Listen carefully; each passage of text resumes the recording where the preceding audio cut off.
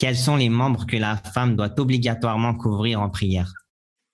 Non, dans cette question aussi, il y a beaucoup de divergences. Et ça aussi, c'est depuis les premiers savants. Depuis les premiers savants, c'est quoi exactement la aura? Non, c'est quoi exactement la aura dans la salat?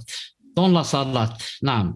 On trouve par exemple Sheikh Al-Albani et Sheikh Ben Baz dit par exemple que la femme dans la salat, elle doit obligatoirement couvrir les pieds. Non, couvrir les pieds.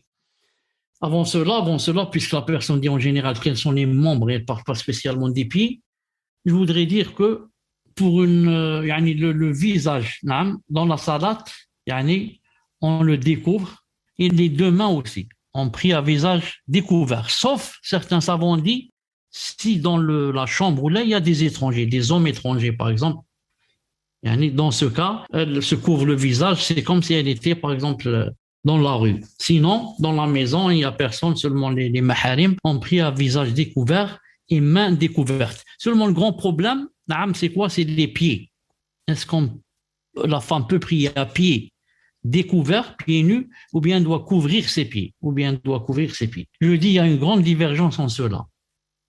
Par exemple, les deux grands savants, Sheikh Al-Albani et Sheikh Ibn Baz, disent c'est obligatoire qu'elle couvre ses pieds. Sheikh Ben Baz dit qu'elle mette des chaussettes, par exemple, ou alors, ce n'est pas obligé les chaussettes, l'essentiel, c'est de couvrir les pieds. Ou alors, si elle a, par exemple, son djilbab qui descend jusqu'au sol et qui couvre les pieds, donc je ne suis pas obligé de mettre les chaussettes. Donc, les deux, Sheikh Ben Baz, Sheikh Albani, ont dit c'est obligé qu'elle couvre ses pieds dans la salat. Quant à Ibn Taymiyyah, rahimahullah ta'ala, et notre Cheikh Ben Uthaymeen a dit ce n'est pas obligatoire. Elle peut prier à pied découvert. Et le plus prudent serait de prier avec les chaussettes ou alors le djilbab qui descend jusqu'au sol. C'est le plus prudent, c'est tout. C'est pour sortir des divergences. Et si je vois quelqu'un prier avec pieds nus, je ne vais pas lui dire pourquoi tu as prié comme ça. Parce qu'il y a dans cette chose une grande divergence. Et maintenant, si la personne a oublié de prier avec les chaussettes, par exemple, et que ses pieds étaient visibles quand elle priait, le djilbab ou l'abaya ne descendait pas jusqu'au sol, alors on va voir.